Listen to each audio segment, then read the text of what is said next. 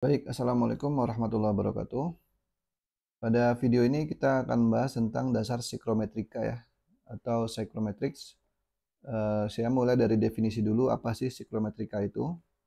Yaitu kalau saya ambil dari Wikipedia ya, definisinya adalah field of engineering concerned with physical and thermodynamics properties of gas vapor mixture. Jadi intinya adalah kita mengevaluasi tentang sifat-sifat thermodynamics dan fisis dari campuran gas dan uap campuran gitu ya. Nah, psikrometrik ini biasanya digunakan untuk menganalisis sistem tata udara, AC ya, aircon, dan kita biasanya untuk hal ini dibantu dengan uh, grafik gitu ya. Toolsnya adalah grafik atau chart ya. Dan sekarang mungkin sudah ada kalkulator ya untuk hal ini. Nah, seperti yang tadi sebelumnya saya bilang bahwa ini berkaitan dengan sifat-sifat termodinamika. Nah, sifat apa saja nih yang bisa kita analisis di dalam psikrometrik? Setidaknya ada ini ya, ada dry bulb temperature. Dry bulb temperature itu ya temperatur yang biasa kita ukur ya dengan termometer. Kemudian ada wet bulb temperature. Mungkin ini agak baru ya. Wet bulb temperature itu adalah temperatur di mana kalau kita menggunakan termometer seperti ini, maka bagian bawahnya itu kita basahkan dengan kita kasih kain yang dibasahkan. Kemudian udara kita hembuskan ke apa ke bola basah ini gitu, kain ini. Kenapa ini kita lakukan? Karena kita ingin lihat efek evaporatif coolingnya, sehingga nanti berbeda tuh temperatur yang tidak dikasih kain basah yang kering seperti ini dengan seperti ini. Nah, perbedaan temperatur antara dry bulb dan wet bulb ini menandakan kelembaban di di udara tersebut gitu. Kalau bedanya jauh ya, dry bulb dan wet bulbnya jauh itu artinya udaranya kering sekali gitu. Kalau misalnya dekat berarti udaranya sudah dekat dengan lembabnya, udah kelembaban tinggi lah gitu. Kenapa? Karena di sini terjadi evaporative cooling gitu. Kalau udara di sekitarnya lembab, berarti kan evaporation prosesnya agak susah kan, butuh energi besar gitu. Jadi dia tidak akan beda jauh tuh kalau kelembabannya tinggi. Nah, kemudian ada relative humidity, ini yang sering kita gunakan dalam ukur ya RH ya, persen satuannya. Kemudian ada humidity lain namanya rasio humidity. Nah, yang rasio humidity ini mengukur uh, jumlah moisture, jumlah uap air dibandingkan dengan jumlah udara kering. Jadi kalau misalnya saya punya 1 kilogram udara kering nih, misalnya saya punya kontainer isinya 1 kilogram udara gitu. Nah, perbandingan antara uap air dengan udara yang terkandung di dalam udara tersebut itu namanya rasio humidity. Kemudian ada specific volume atau density, tergantung kart yang kita pakai ya, yang jelas menandakan yang bisa mengestimasikan besaran yang sama ya. Kemudian ada entalpi. Entalpi ini energi thermal yang dimiliki oleh udara tersebut pada current tertentu, dan ada juga dew point temperature. Dew point temperature ini adalah suhu di mana udara tersebut akan mulai mengembun. Nah, dari sini kita bisa evaluasi prosesnya gitu ya. Nah, caranya gimana? Jika kita mengetahui dua besaran fisis ya, entah yang mana aja gitu, yang penting dua, dua, dua parameter ini, maka besaran lainnya bisa kita tentukan dengan menggunakan chart tersebut.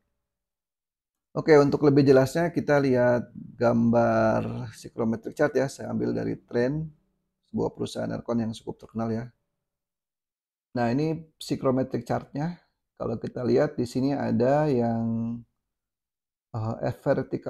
horizontal axis ya. Ini ada dry bulb temperature dari suhu -10 sampai dengan suhu 55. Kemudian ada y axis, yang vertical axis di sini ada namanya moisture content atau rasio humidity. Ini saya tulis ya. Ini nama lainnya rasio humidity. Ya, ini rasio humidity. Kemudian di sini ada kelembaban. Ini yang 90%, 80%, ini garis-garis putus-putus ini. Ini kelembaban nih. Bukan yang putus-putus, yang solid, yang dia melengkung seperti ini. Jadi di sini 100%, di sini 90, di sini 80, di sini 70 dan seterusnya. Kemudian ada juga entalpi. Entalpi itu ditunjukkan sama ini, spesifik entalpi ini ya. Jadi ini garis lurus itu 65, ini 70. Di sini berapa? Ini ya 70. Ya angkanya ini gitu ya. Kemudian ada wet bulb. Wet bulb temperature tuh yang tunjukkan oleh garis ini. Nih. Yang garis miring ini gitu ya. Ini 20, ini 25 gitu. Berarti 21, 22, 23, 24, 25 gitu. Kalau yang lainnya ya dew point temperature itu ya di sini, di garis paling paling ujung sini ya, di kelembaban 100%. Karena apa? Ini kan 90 nih. Berarti satunya lagi adalah 100% gitu. Nah, untuk lebih jelasnya kita coba kerjakan soal sederhana ya. Misalnya udara pada temperatur 30 derajat Celcius, ini namanya dry bulb ya, TDB, dan RH 80%, tentukan entalpi wet bulb dan seterusnya. Kita untuk menggunakan chart ini, kita tentukan titiknya dulu. Udara 30 derajat Celcius itu ada di sini kan. Nih, 30 derajat Celcius, saya tarik garis ke atas ya. Nah, ini garis 30 derajat, saya angkat ke sana, kemudian kita cari di kelembaban 80% itu di mana? Ini kan 90% di 80 nih. Garis 80% itu ini. Yang melengkung seperti ini, sorry. Nah. Nah, ini titik kondisi di mana keadaan di RH 80% dan TDB sama dengan 30 derajat Celcius. Nah, kalau ditanya berapa entalpinya, pertama yang A ya, ini berapa? Kita lihat nih, di sini itu garisnya kan di 85 kan di sini. Nah, mungkin sekitar sini kita tarik garis jajar ke sana nih. Nah, berapa nih? Berarti ini 80, ini 90, ya kira-kira 87 gitu ya. Nah, di situ. 87 kilojoule per kilogram. Kemudian wet bulbnya berapa? Wet bulbnya kita lihat, ini kan 25. 26, 27. Nah, di sini 28, antara 27 dan 28. Misalnya 20, 25, 27, 27,2 misalnya gitu. Kemudian rasio humidity. Rasio humidity kita tarik ke sini. Rasio humidity itu yang ini nih. Apa moisture content ini. Jadi cari ke horizontal ke kanan. Nah, di sini gitu ya. Artinya berapa nih? Di sini ada titik 022 ya. Titik 022 artinya 0,022.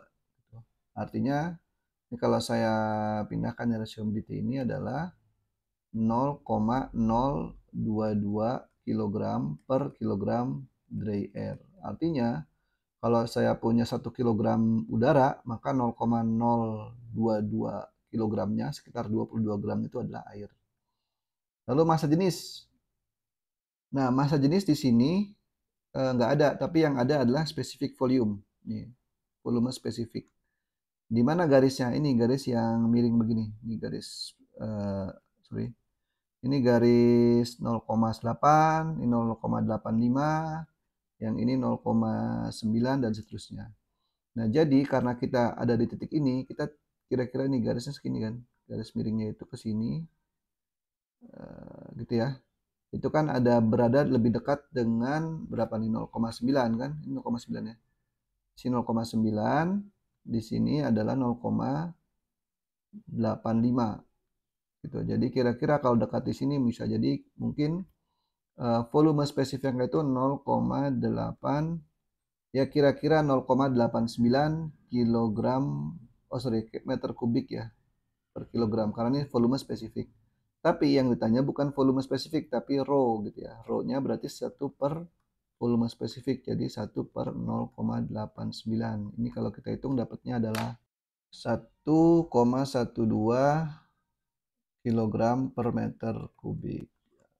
Satu lagi, dew point. Dew point itu titik embun. Caranya gimana? Kalau ingin kita tahu titik embunnya, ini kan titik awal kita ya. Kita pengen tahu nih suhu berapa dia akan mengembun ya. Itu kita tarik aja ke kanan nih sampai ke titik saturasi, ke titik 100%. Nah, kalau di sini 25, maka kalau kita tarik ke sini kita 26 derajat. Jadi kira-kira di 26 derajat Celcius dia akan mulai mengembun. Oke, mungkin itu ya yang bisa saya sampaikan. Nanti ke depannya kita akan pelajari lebih detail lagi. Kurang lebihnya mohon maaf. Assalamualaikum warahmatullahi wabarakatuh.